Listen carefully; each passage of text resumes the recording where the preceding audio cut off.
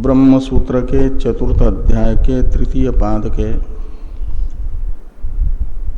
षष्ठ अधिकरण का विचार कल प्रारंभ हुआ। इस अधिकरण के संक्षिप्त स्वरूप को बताने वाले अधिकरण सार के दोनों श्लोकों का विचार हो चुका है। व्रत कथन पूर्वक भाष्कर भगवान ने इस अधिकरण का विषय संशय तथा पूर्व पक्ष रूप अंश त्रय भी बता दिया है। पूर्वाधिकरण में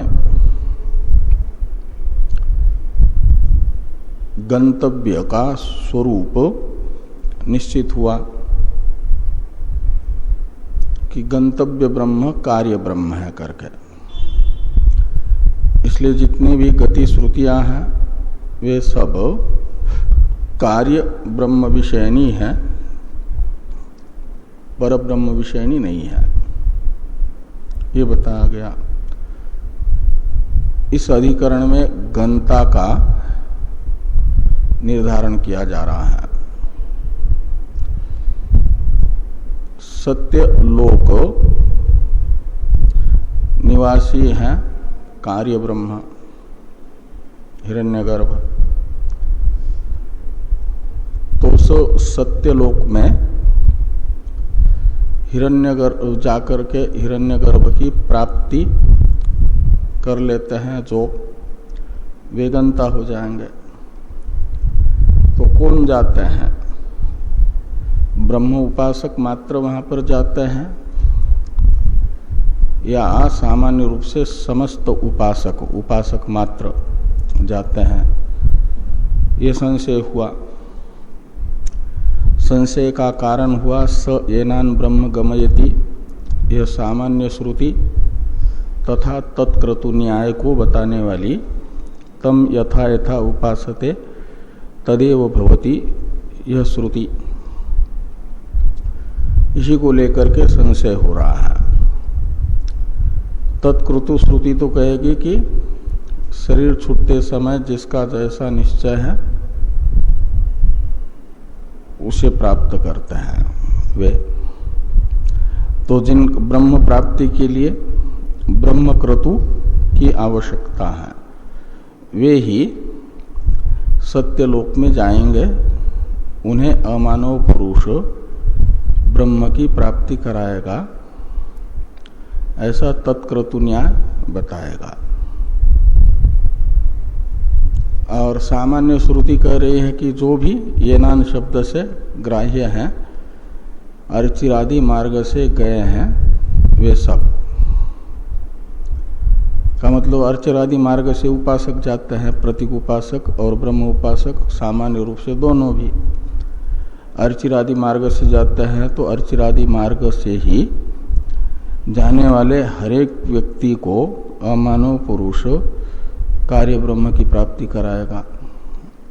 यह सामान्य श्रुति से निकल रहा है। इसलिए संशय हुआ कि क्या अर्चिरादि मार्ग से जाने वाले गंताओं में से सब गंता सामान्य रूप से सत्यलोक में जाकर के ब्रह्म को प्राप्त करते हैं और अमानव पुरुष उन्हें ब्रह्म की प्राप्ति कराता है, या कांश्चित कुछ उपासक विशेषों को ही?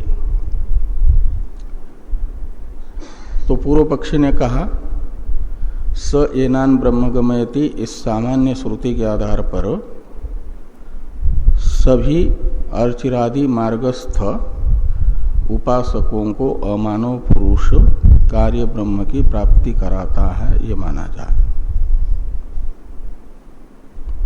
ये पूर्व पक्ष है। तो भाष्कर भगवान ने कहा एवं प्राप्ते प्रत्याह या ब्रूम। तो इस प्रकार का पूर्व पक्ष प्राप्त होने पर सिद्धांत व्यास जी कहते हैं पूर्व पक्ष का प्रत्याख्यान करते हैं। और प्रथम सूत्र से सिद्धांत को बताते हुए ये कहा गया कि अप्रतिकालंबना नयति इति बादरायण। आचार्य बादरायण जी का मानना है कि जो प्रतीक उपासक नहीं है, ब्रह्म उपासक है, उन्हीं को ले जाता है अमानव पुरुष सत्यलोक में, ब्रह्म की प्राप्ति कराता है। अप्रतिकालंबना नयति इति बादरायण, इससे सिद्धांति की यह प्रतिज्ञा है कि अमानव पुरुष ब्रह्म उपासक मात्र को ही ले जाएगा सत्यलोक। इसलिए उभयथा भाव है, इति उभयथा भाव। उभयता भाव का मतलब अर्चिरादि मार्ग से जाने वाले गंताओं के दो प्रकार है। उभयथा है का मतलब जो प्रतीकोपासक है वे अर्चिरादि मार्ग से जाते हैं और विद्युत लोक तक के जो लोक हैं बीच में पड़ने वाले जितने भी, उनमें से किसी न किसी में उनके प्रतीक के अनुसार स्थित रहते हैं, उनकी स्थिति वहां हो जाती है, वहां के निवासी बन जाते हैं। वहां के निवासी बनने के लिए भी उत्तरायण मार्ग से ही जाना पड़ेगा। तो माना तो जाएगा अर्चिरादि मार्ग से ही गए, लेकिन वे अंतिम छोर तक नहीं पहुंचे। वहां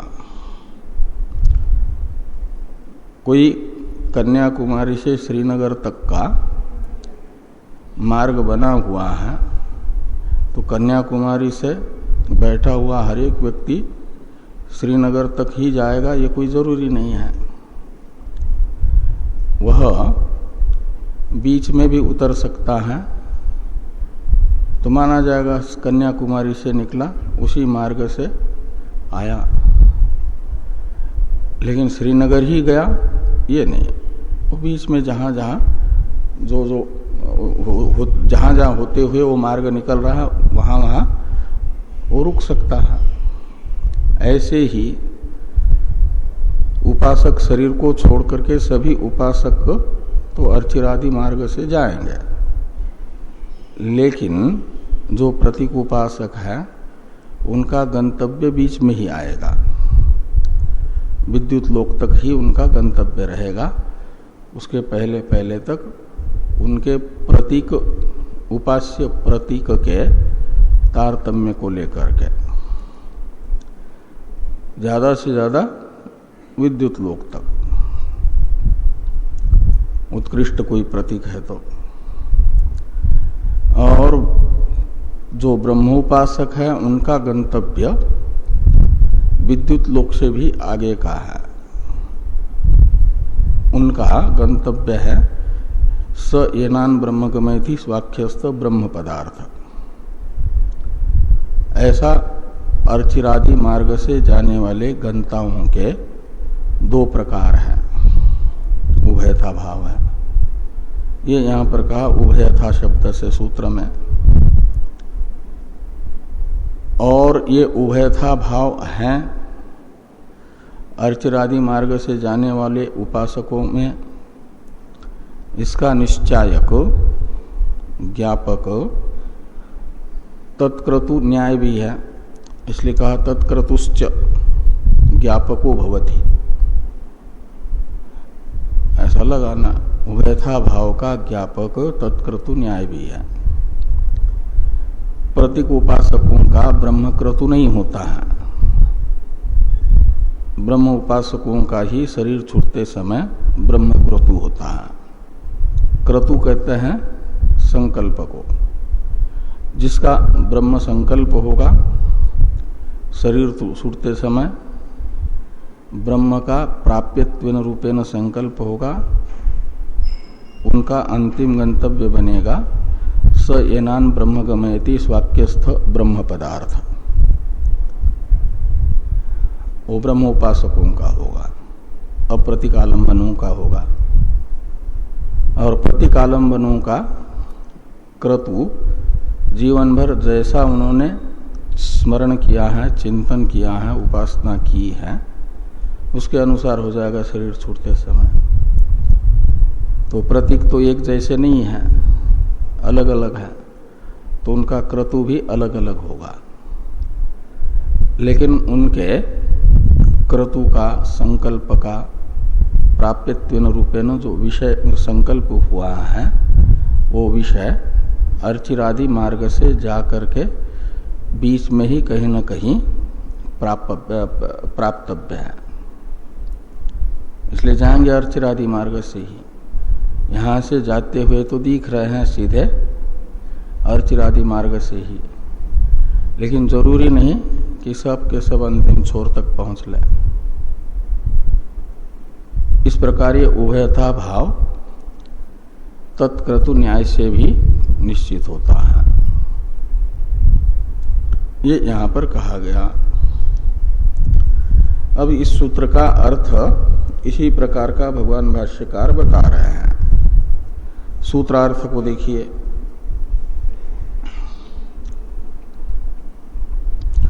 अप्रतीकालंबनान इति, तो प्रतीक आलंबनान वर्जयित्वा सर्वान अन्यान विकार आलंबनान नयति ब्रह्मलोकम इति बादरायण आचार्यो मन्यते। अप्रतीकालंबनान का अर्थ कर दिया वर्जयित्वा तक।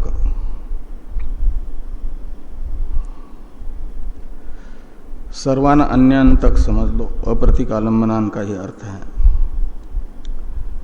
तो जो प्रतीक आलंबन है का मतलब प्रतीकोपासक है, उनको वर्जयित्वा छोड़कर बाकी सब प्रतीकोपासक से अन्य जो भी विकार आलंबन है, यानी कार्य ब्रह्म उपासक हैं, उन सब को ले जाता है अमानव पुरुष ब्रह्मलोक। ब्रह्मलोक शब्द का यहाँ अर्थ है सत्यलोक, अंतिम गंतव्य। वो प्राप्त कराता है, नयति यानी प्रापयति, ऐसा आचार्य बादरायण का मानना है। आगे कहते हैं कि नहीं एवं उभयथा भाव अभ्युपगमे कश्चित दोषो अस्ति।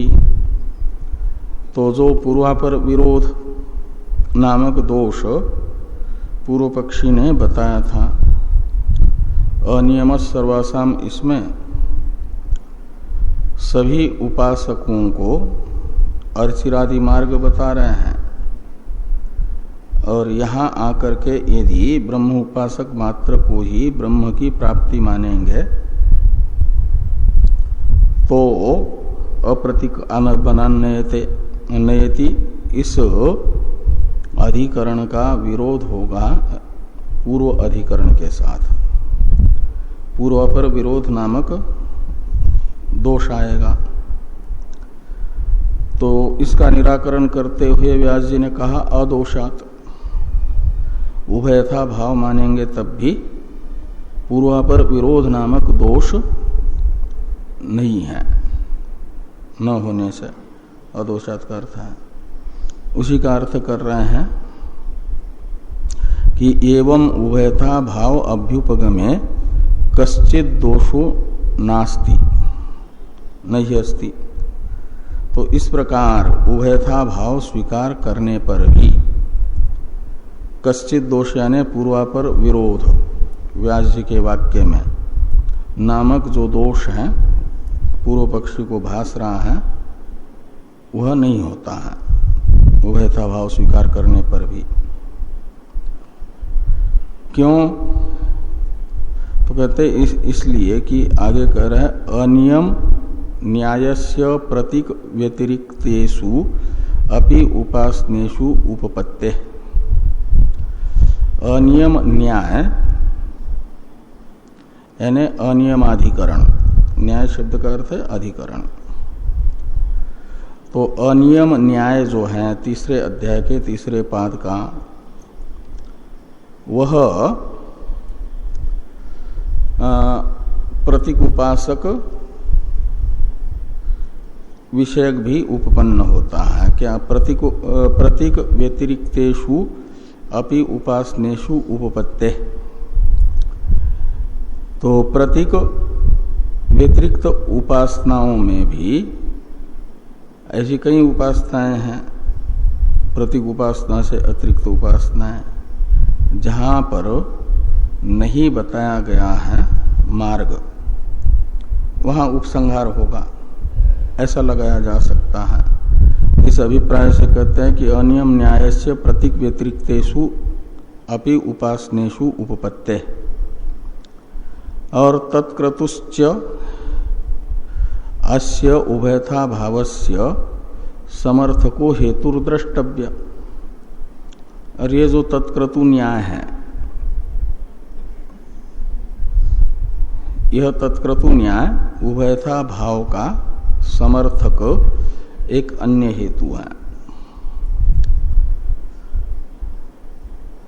ये बताता है तत्क्रतु न्याय कि यो ही ब्रह्मक्रतु स ब्राह्मम ऐश्वर्यम आसीदेत इति श्लिष्यते। जो ब्रह्म निश्चयवान है, जिसका ब्रह्मक्रतु है, वह ब्रह्म संबंधी ऐश्वर्य को प्राप्त करेगा। ब्राह्म ऐश्वर्य है, सत्यलोक में पहुंचने वाले का ऐश्वर्य सबका एक जैसा होता है। आगे बताया जाएगा कि जगत व्यापार वर्ज बाकी सब ऐश्वर्य एक जैसा है ब्रह्म उपासकों का और ब्रह्म का। वहां तारतम्य नहीं होता, भोगादि में एक जैसा भोग होता है, लेकिन आवश्यकता है ब्रह्मक्रतु होने की। तो इस प्रकार यह श्लिष्यते ने संगच्छते, संगच्छते यानी सुसंगत होता है। क्या? कि जो ब्रह्मक्रतु है वह ब्राह्म ऐश्वर्य को प्राप्त करेगा। ब्राह्म ऐश्वर्य है सत्यलोक की प्राप्ति।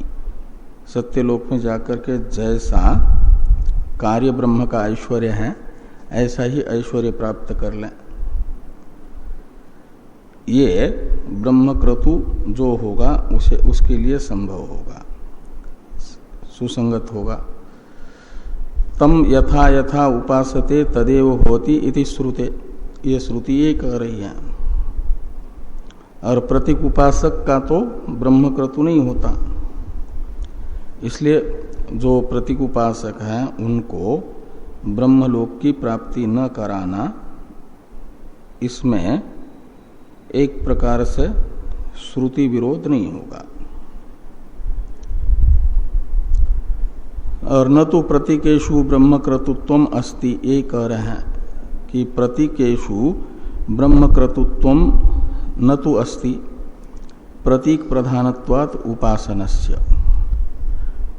प्रतीक उपासकों में ब्रह्मक्रतुत्व नहीं होता, क्योंकि वहाँ चिंतन के लिए प्रधान माना जाता है ब्रह्मक्रतु को, नहीं क्या ना, प्रतीक को, ब्रह्म को नहीं माना जाता। यद्यपि ब्रह्म की दृष्टि बताई है, नाम ब्रह्म इति उपासित, वाचम ब्रह्म इति उपासित इत्यादि में, मनो ब्रह्म इति उपासित।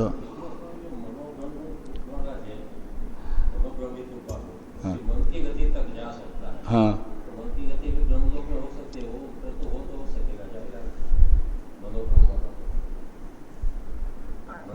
हाँ, वहाँ मन शब्द से सीधा मन सामान्य नहीं लिया गया प्रतीक के रूप में। मनस्यन रूप व्यापार से विशिष्ट मन, तत्काल निर्णय लेने की शक्ति वाला मन, ये मन शब्द का अर्थ है। और उसी का ब्रह्म रूप से चिंतन करने वाला वह मनस्यन से युक्त हो जाता है। तो मनस्यन से युक्त होता है का अर्थ है तत्काल निर्णय लेने की शक्ति उसके अंदर आती है। जो मन की ब्रह्म रूप से उपासना करता है, शुरू जब उपासना नहीं होती है उसकी मन रूपी प्रतीक की ब्रह्म दृष्टि से, तो अनिर्णय की स्थिति में रहता है। ऐसे देखे जाते हैं, सामान्य परिस्थिति भी तो छोटी मोटी ये हो जाती है तो निर्णय नहीं करते। तो भाष्य में भाष्यकार भगवान ने वहां मन का अर्थ मनस्यन व्यापार विशिष्ट मन किया है, और वैसा उनका मन बन जाता है, तत्काल निर्णय लेने की शक्ति से संपन्न हो जाता है।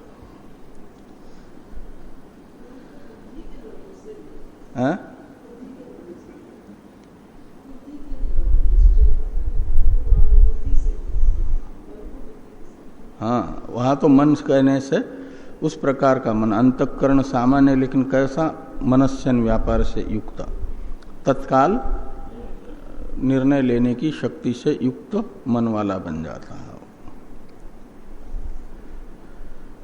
इसलिए वहां प्रतीक उस प्रकार का नहीं है। तो जिस और मन की गति ब्रह्मलोक में उन्हीं की होती है जिनका मन इस प्रकार का आगे भी और भी शुद्ध होता है इनसे भी, इस मनस्यन व्यापार से विशिष्ट मन से, और प्राण के बीच में तो और भी कई वो आते हैं विषय, उनके बीच में निर्णय लेने की शक्ति और ब्रह्मलोक में पहुंचने की शक्ति के लिए तो मन में और भी ज्यादा शुद्धि चाहिए। वो शुद्धि नहीं होती, ये कहते हैं।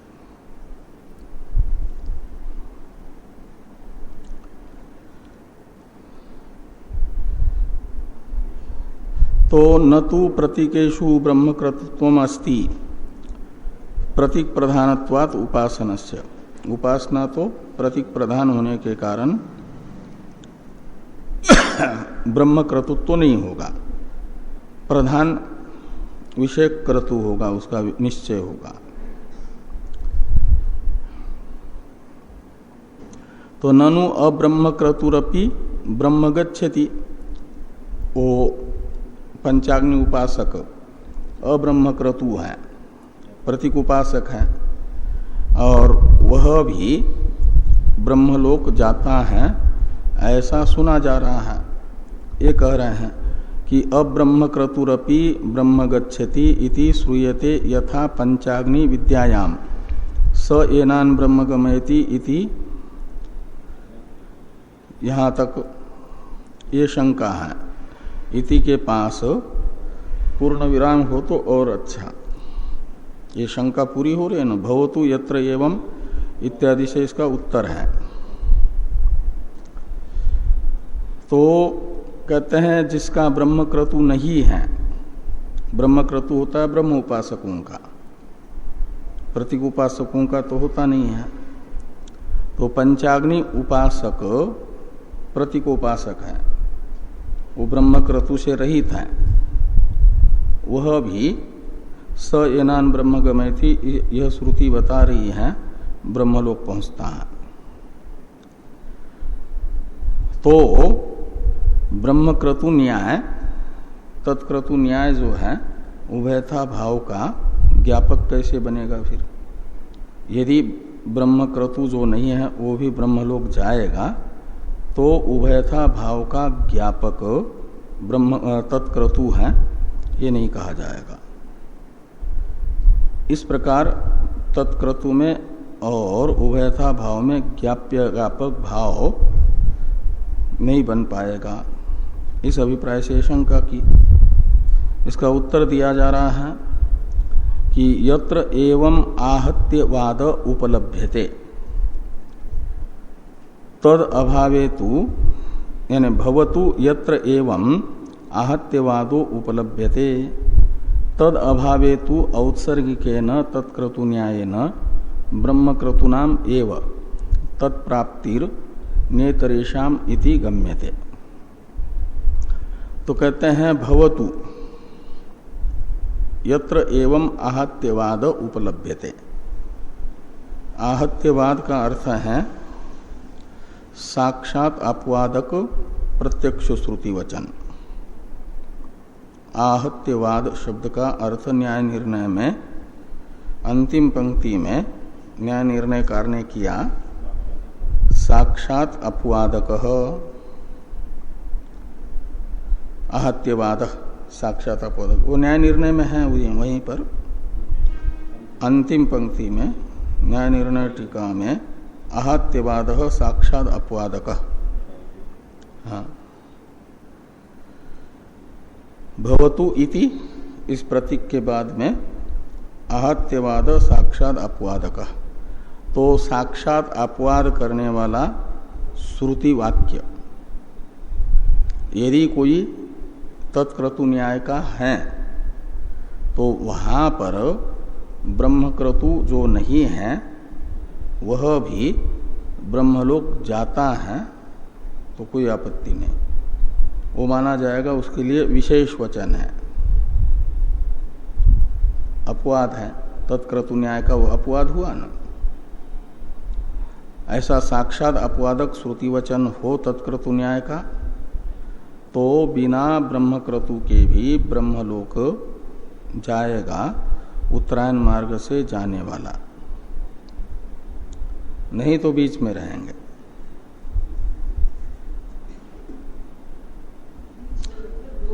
हाँ, बीच में लोक हैं उनमें रहेंगे, त्रिशंकु बन करके नहीं रहेंगे, बीच वाले किसी न किसी लोक में रहेंगे। त्रिशंकु तो कहीं नहीं, बीच में ही लटक रहा है बेचारा।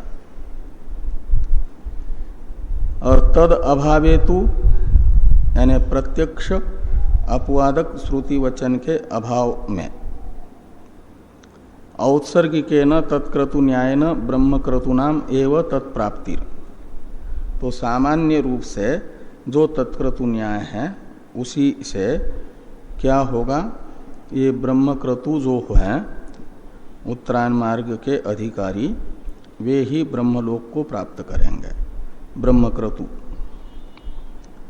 न इतरेषाम, तो अन्य उत्तरायण मार्ग के अधिकारी जो ब्रह्मक्रतु नहीं हैं वे ब्रह्मलोक को प्राप्त नहीं करेंगे।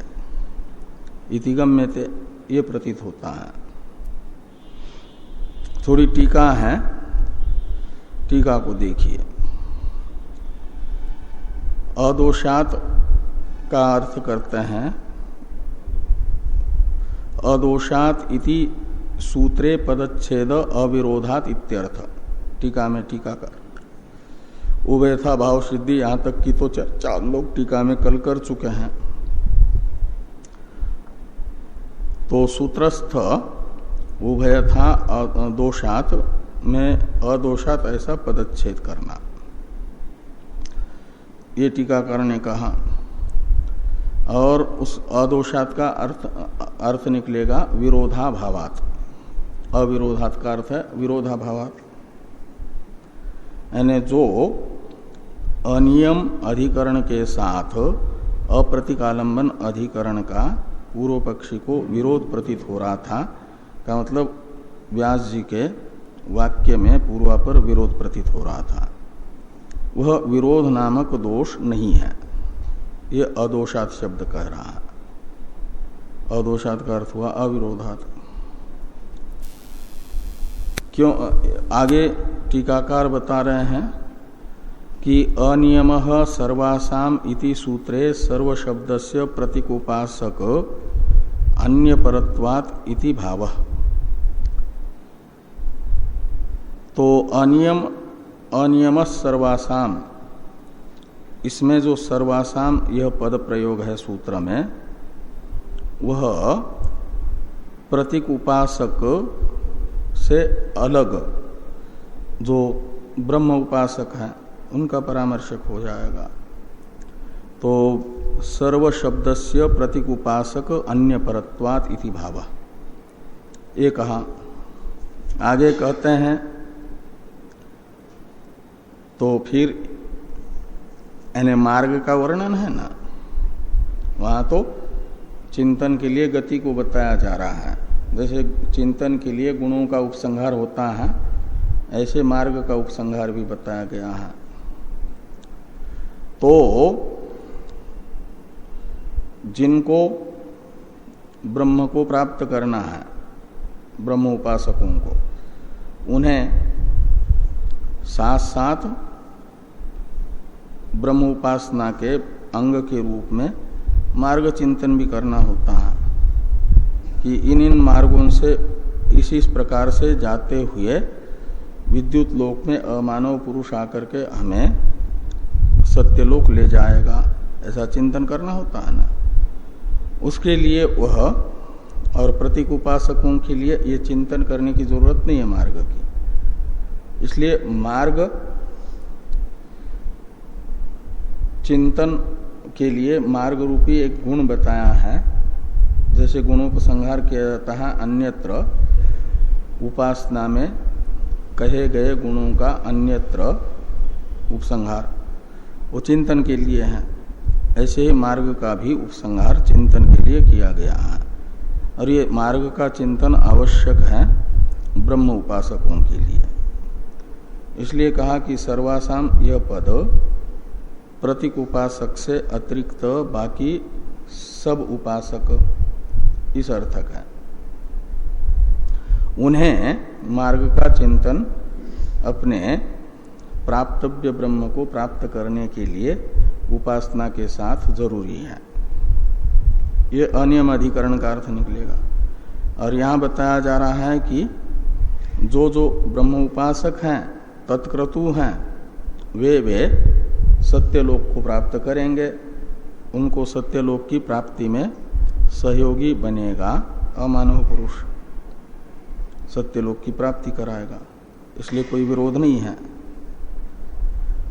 अब आगे यद्यपि इत्यादि से कहते हैं, लेकिन ये अर्चिरादि मार्ग के अधिकारी प्रतीक उपासक रहेंगे कि नहीं, भले ही उन्होंने मार्ग का चिंतन नहीं किया है, लेकिन उनको भी अभी ब्रह्म साक्षात्कार न होने से अपनी प्रतीक उपासना का फल प्राप्त करना है, तो किसी न किसी मार्ग से जाकर के ही करेंगे। जिनकी जिनकी उत्क्रांति हुई है उनके लिए तो शरीर से गमन होगा, गति पूर्वक फल प्राप्त करना पड़ेगा, तो फिर मार्ग की जरूरत है। तो ये प्रतीक उपासक किस मार्ग के अधिकारी होंगे? उन्होंने प्रतीक उपासना के अंगत्वेन रूपेण मार्ग का चिंतन तो किया नहीं, ब्रह्म उपासकों ने तो किया है। अनियम अधिकरण भी ब्रह्म उपासकों के लिए बता रहा है मार्ग चिंतन करने के लिए। तो इनको कौन सा मार्ग प्राप्त होगा, ये जो एक संशय होता है, इस संशय के निवृत्ति के लिए टीकाकार एक विचार करते हैं यद्यपि इत्यादि से।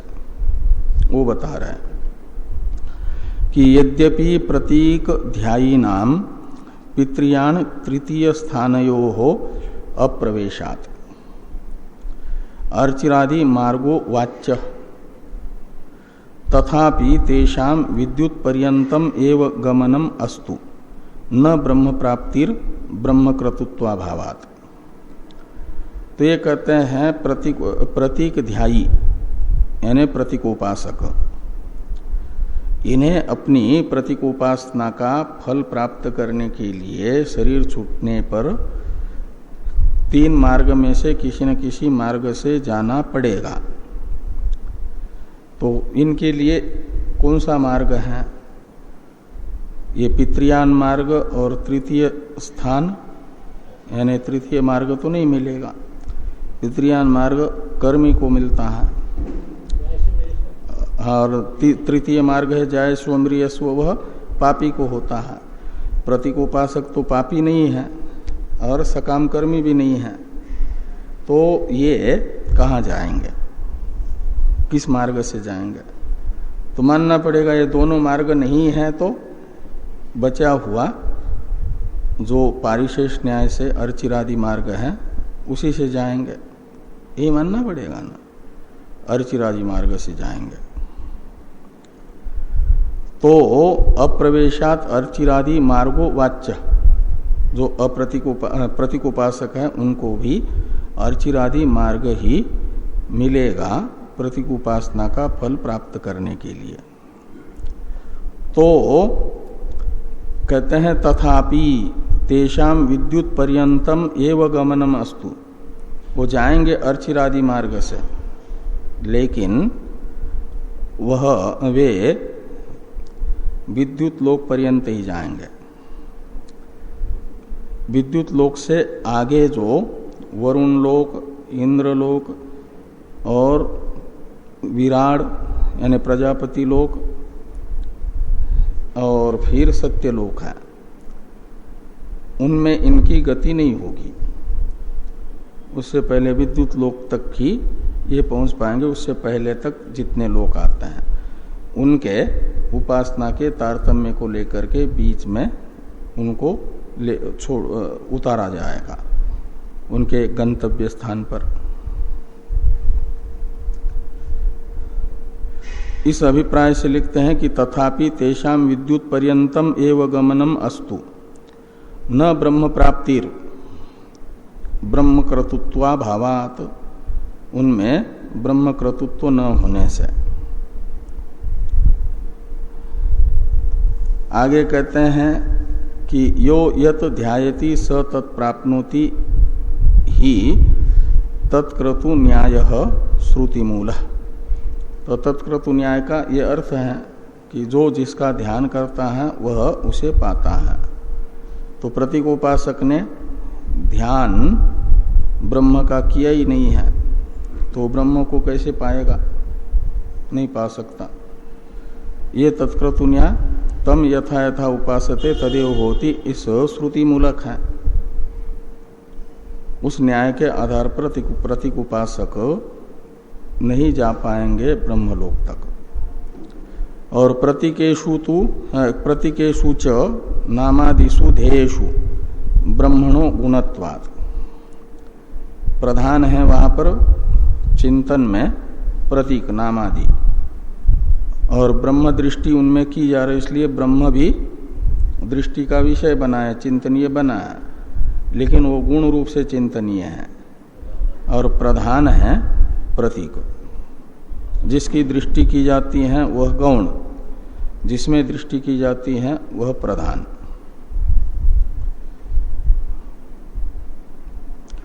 न ब्रह्म ध्यायित्वम अस्ति, इनमें प्रतीकोपासक में ब्रह्म ध्यायित्व नहीं है। अस्य च न्यायस्य पंचाग्नि विद्यायाम आहत्यवादात प्रत्यक्ष वचनात् बाध इष्ट इति सूत्र भाष्यार्थ। तो ये जो न्याय है तत्क्रतु न्याय, इसका पंचाग्नि विद्या के विषय में आहत्यवाद है, यानी प्रत्यक्ष अपवादक श्रुति वचन है, सयेनान ब्रह्म गमयति इत्यादि। इसलिए पंचाग्नि उपासक प्रतीक उपासक होने पर भी और तत्क्रतु न होने पर भी तत्क्रतु न्याय का अपवाद श्रुति वचन होने से, श्रुति के सामर्थ्य से ब्रह्म लोग जाएंगे। ये इस भाष्य का अर्थ हुआ।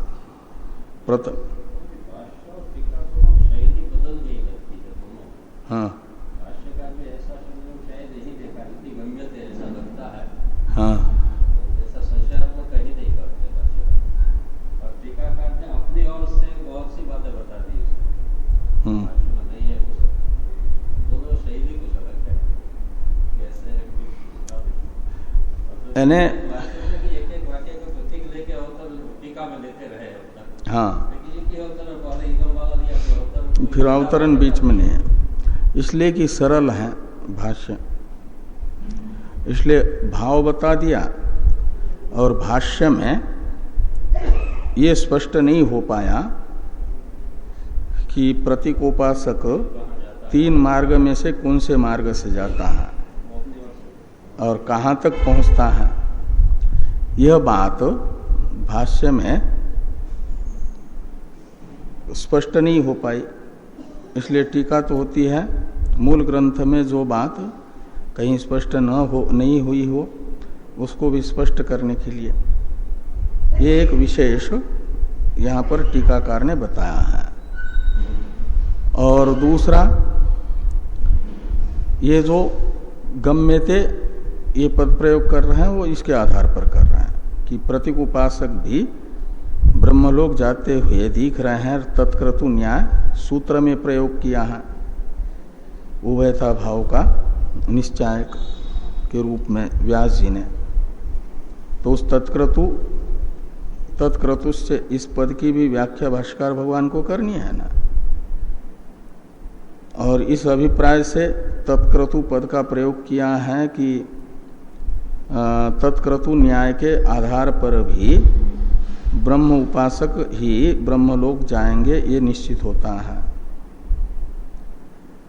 तो फिर और इसमें मूल में तो इतना ही है सूत्र में, लेकिन इसका स्पष्टीकरण करते करते शंका विचार जब करते हैं तो ये निकलता है कि पंचाग्नि उपासक प्रतीक उपासक होने पर भी और उनमें तत्क्रतुत्व न होने पर भी ब्रह्मलोक के अधिकारी हैं, ब्रह्मलोक जा रहे हैं। तो तत्क्रतु जो सूत्र में बताया गया है वो यथा भाव का ज्ञापक, उसका अपवाद लग रहा है, बाधित होगा वो, फिर व्यभिचारी न्याय होगा, साध्य साधन भाव का ज्ञापक नहीं बन पाएगा।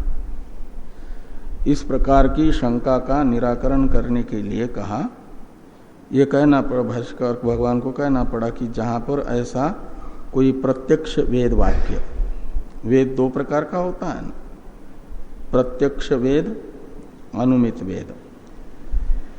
तो वर्तमान में उपलब्ध जो वेद ग्रंथों में वाक्य हैं वे हैं प्रत्यक्ष वेद। और वेद वाक्य के नाम से प्रसिद्ध तो हैं, लेकिन वर्तमान में वेद नाम से उपलब्ध जो ग्रंथ हैं उसमें जो नहीं उपलब्ध होता वाक्य उसे मानते तो वेद है, लेकिन वो अनुमित वेद है, क्योंकि परंपरा से लोग वेद वेद कहते आ रहे हैं। तो अनुमित वेद वाक्य कहलाएगा। तो अनुमित अपवाद वचन नहीं, आहत्यवाद यानी प्रत्यक्ष कोई अपवाद ऐसा होगा तत्क्रतु न्याय का, तो वहाँ पर तत्क्रतु न्याय नहीं लगेगा। उसके विषय को छोड़ करके बाकी प्रतीक उपासकों के लिए तत्क्रतु होना जरूरी है। तो पंचाग्नि उपासकों को तत्क्रतु न होने पर भी प्रत्यक्ष वेद अपवाद वेद वचन के कारण ब्रह्मलोक की प्राप्ति होती है, ये बताना पड़ा। ये भाष्यकार भगवान ने विचार किया तत्क्रतुश्च इसकी व्याख्या करते हुए। बाकी सामान्य नियम का पालन सबको करना होगा। कोई कोई विशेष आता है तो उस किसी रास्ता विशेष से जाता है, आम व्यक्ति के लिए वो रास्ता नहीं खुलता है। वैसा हुआ कि वहां तक उनकी पहुंच है।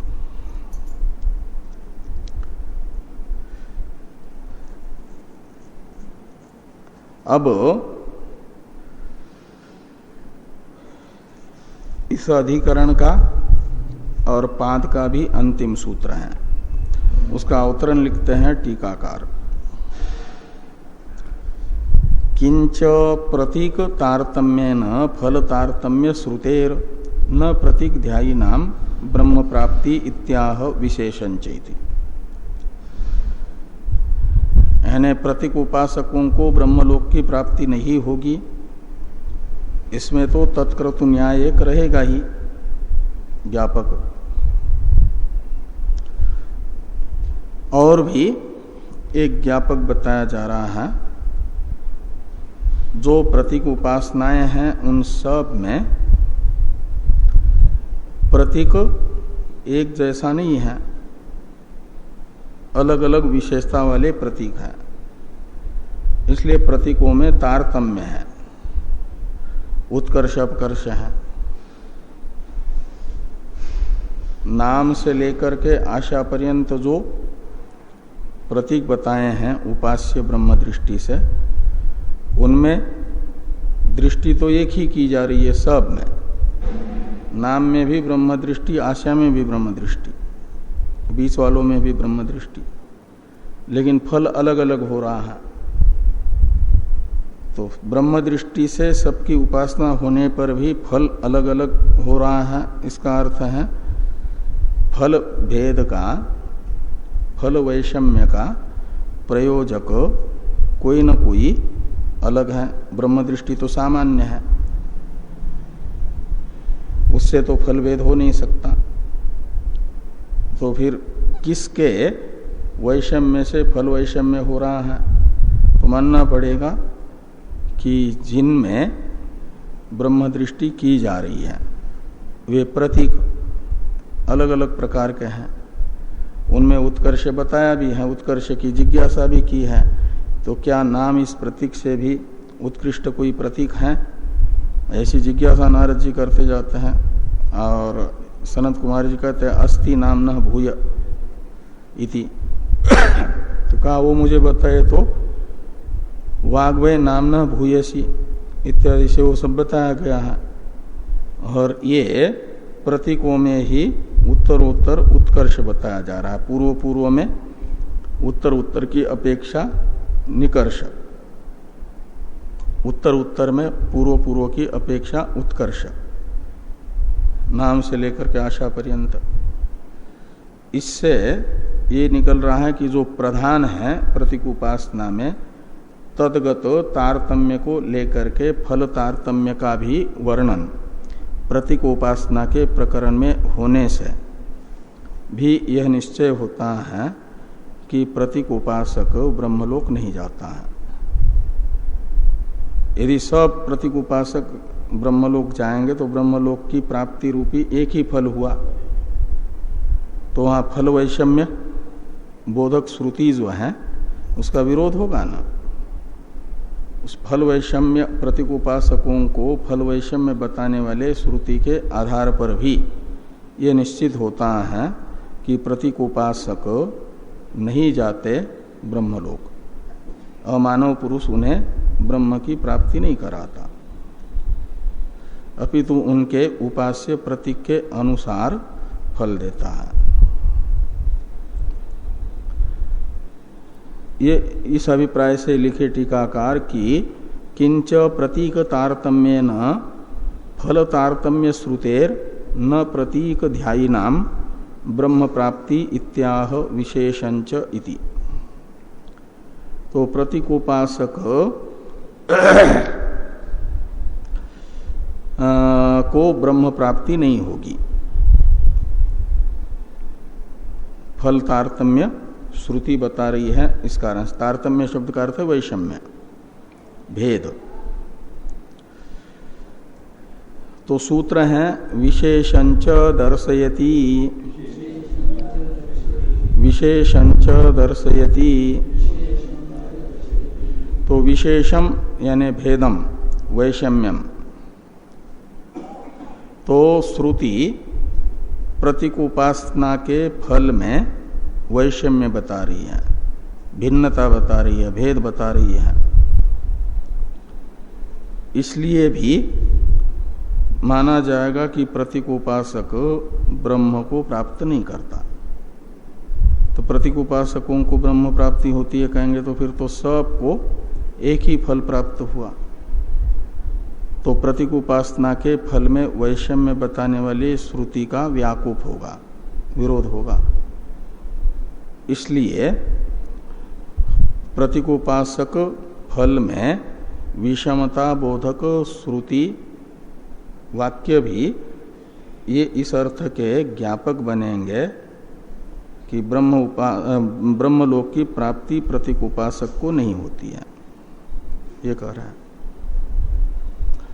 इसी प्रकार का इस सूत्र का अर्थ भाष्यकार भगवान बता रहे हैं। नामादिषु प्रतीकोपासनेषु पूर्वस्मात् फल विशेषम उत्तरस्मिन् उपासने दर्शयति। तो ये जो नामादि से लेकर प्रतीक उपासनाएं हैं और उनमें पूर्व उपासना की अपेक्षा, नामादि प्रतीकों की उपासना की अपेक्षा वागादि की उपासनाओं में फल विशेष बताया जा रहा है, उत्कृष्ट फल बताया जा रहा है।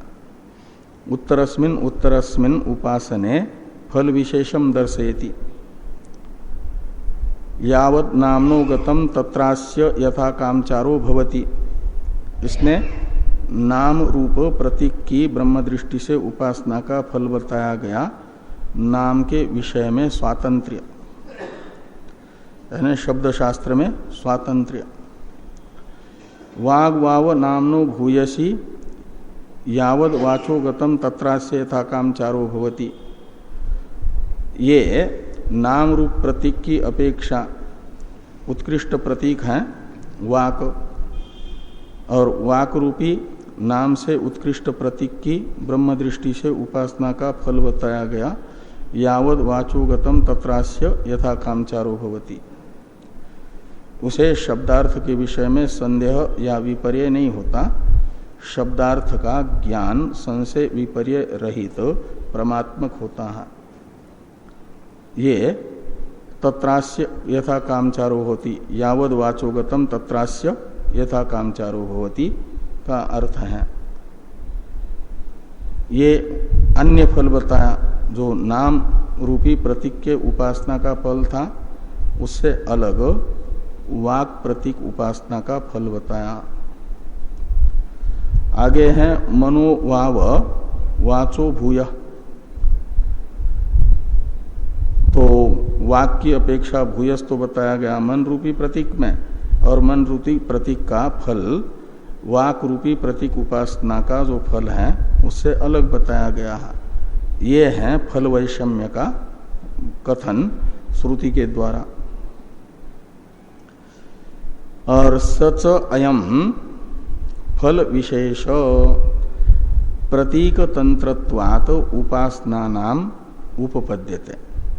तो मानना पड़ेगा कि ये फल भेद का प्रयोजक प्रतीक भेद है, प्रतीकगत जो तारतम्य है, वैषम्य है, उसी के कारण फल वैषम्य हो रहा है, ये मानना होगा। तो ब्रह्म तंत्रत्वेतु, यदि फल की प्राप्ति जिसकी दृष्टि की जा रही है उसके अधीन होती, तब तो ब्रह्म तो एक ही है। तो प्रतीक भले ही विभिन्न विभिन्न हो, लेकिन प्रतीक एक होने से प्रतीक में तो ये सब वैषम्य होने पर भी ब्रह्माधीन फल होता यदि, तो फल वैषम्य न होता, क्योंकि ब्रह्म समान है सर्वत्र। तो ब्रह्म तंत्रत्वेतु ब्रह्मणो अविशिष्टत्वात् कथम फल विशेष स्यात्। तो ब्रह्म तो अविशिष्ट यानी समान है, तो ये फल विशेष यानी फल भेद, फल वैषम्य कैसे होता, भिन्न भिन्न फल न होता यदि ब्रह्माधीन फल प्राप्ति होती तो। तस्मात् न प्रतीक आलम्बनानाम इतरैहि तुल्य फलत्वम। इतरे शब्द से लेना ब्रह्म उपासकई, अप्रतीक उपासकई। जो प्रतीक उपासक नहीं है, ब्रह्म उपासक हैं, उनके समान फल नहीं होगा इनका, प्रतीक उपासकों का, लेकिन प्रतीक के अनुसार फल होगा, ये निश्चित हुआ। टीका में एक वाक्य है, तस्मात् असति वचने ब्रह्मध्यायिन एव ब्रह्मगंतार इति सिद्धम। यदि कोई वचन प्रतीकोपासकों को ब्रह्मलोक की प्राप्ति बताने वाला प्रत्यक्ष श्रुति वचन न हो, तो तत्क्रतु न्याय से ये निश्चित होगा कि ब्रह्म उपासकों को ही अमानव पुरुष ब्रह्म की प्राप्ति कराएगा। और बाकी ये उपासक प्रतीक उपासक जाएंगे अर्चिरादि मार्ग से ही विद्युत लोक पर्यंत लोकों में से कहीं न कहीं।